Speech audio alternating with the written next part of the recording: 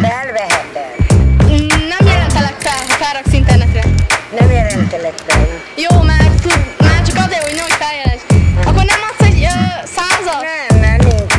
Ha megnézhetem a pénztárcát, de kérlek, akarok lenni egy hely. Megnyerted egy való.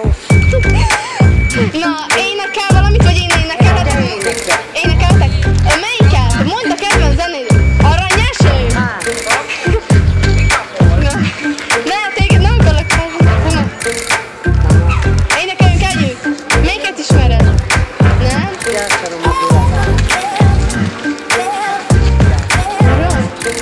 És akkor keressetek a randi vonalon valahol? Vagy figyelj, a telefonszámod nincs, hogy meg tudnám adni elérhetőséget? Mert...